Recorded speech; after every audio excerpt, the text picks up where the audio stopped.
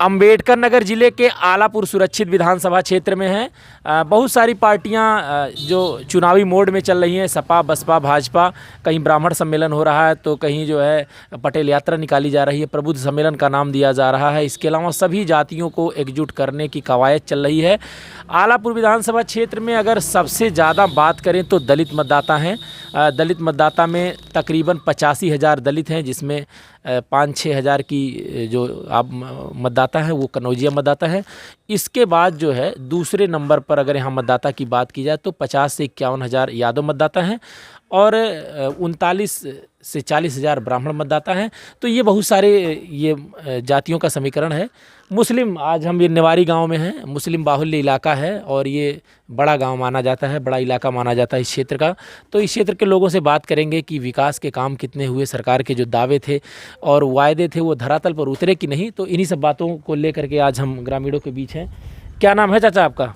उसकी अहमद। क्या हाल है, काम धाम बढ़िया चल रहा है? नहीं। सरकार ने कुछ काम किया कि नहीं? नहीं। लॉकडाउन में कुछ परेशानी बहुत है। परेशानी हुई है।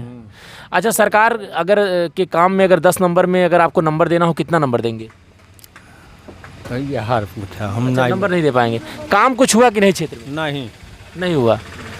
और भी लोग हैं, इनसे भी बात करते हैं। भाई साहब, क्या नाम है आपका? जी, मोहम्मद अहमद। मोहम्मद अहमद जी, ये इस बताइए, बीजेपी की सरकार में कुछ काम हुआ है? कोई काम नहीं हुआ बीजेपी की सरकार में। सरकार कह रही है गेहूं चावल बांट रहे हैं और इसके बाद किसान सम्मान निधि दे रहे हैं। गेहूं चावल देने से थोड़ी सिर्फ पेट भर जाएगा, बाकी और तो काम है। जैसे हम लोगों की समस्या है, पानी की समस्या हो गई है, लाइट की समस्या हो गई। लाइट आती है 2 घंटा रहती है, उसमें भी पावर लूम नहीं चल पाता है। सबसे बड़ी समस्या हम लोगों की पावर है। अच्छा, आप लोग पावर लूम चलाते हैं तो क्या माहौल लग रहा है कि जो बिक्री आपकी आज के 1.5 साल पहले थी, इस टाइम है वो नहीं प्रभावित हुई है? हाँ, बहुत ज़्यादा प्रभावित। अच्छा, ये गांव में लो वोल्टेज की समस्या होती है? बहुत ज़्यादा लो वोल्टेज।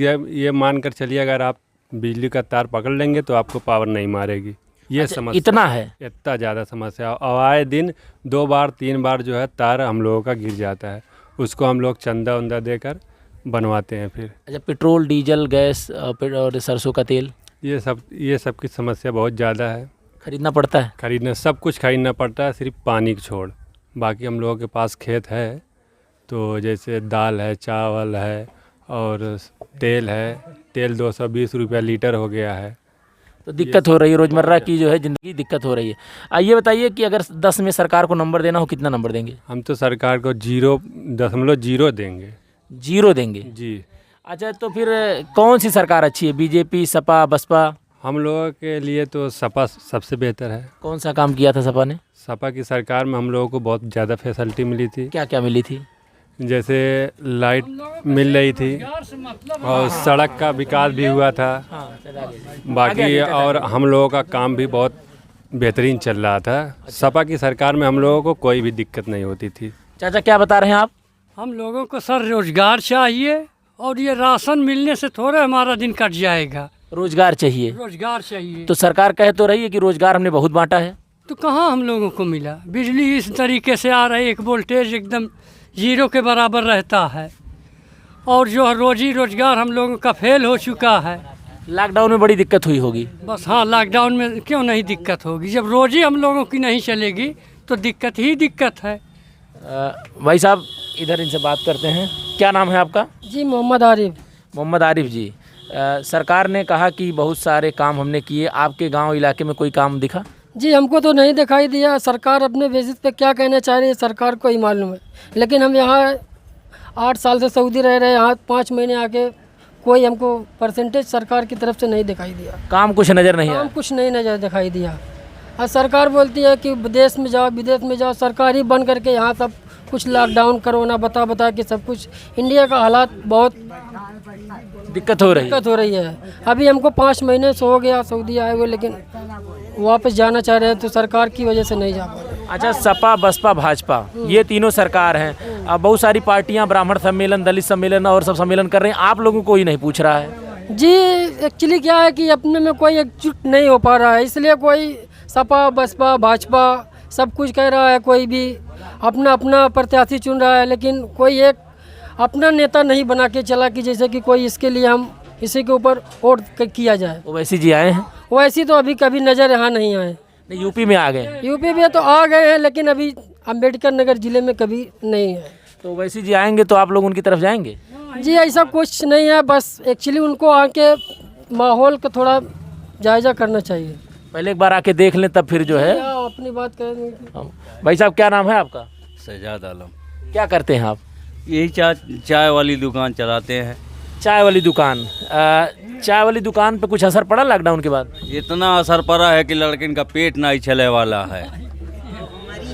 दिक्कत हो रही? बिक्री होत रही वो खत्म हो गई है, दूसरे से कर्जा लेके वहाँ जो दुकान चलावे का पड़त है। अच्छा, वो मुसलमानों को कोई नहीं पूछ रहा, ब्राह्मण और ये सब को पूछ? तो बहिन तक पूछे रहे, अपना विधायक यहाँ रोड पे बैठा है जहांगीरगंज का नाम है, कभी ये हालात देखे ना यानी कि चलत है का नहीं चलत है।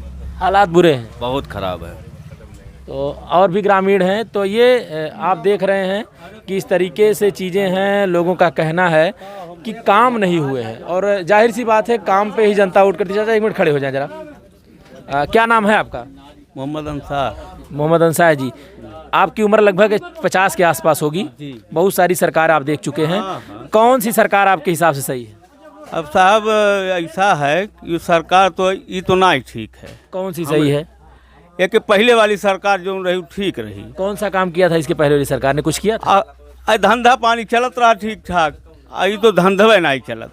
धंधा तो चल रहा है। धंधा तो नहीं चल रहा है, महंगाई बहुत है। अच्छा, क्या करते हैं आप? ये बुनाई वाला काम है। बुनाई वाला। ये बुनाई वाले काम पे कितना असर पड़ा है बहुत ज़्यादा असर पड़ा है लॉकडाउन के बाद से? जी। अच्छा, ये आप कहाँ बेचते हैं? टांडा में बेचते हैं? टांडा, संत कबीर नगर। हाँ, खलीलाबाद, बाराबंकी, हर जगह बिक रहा है।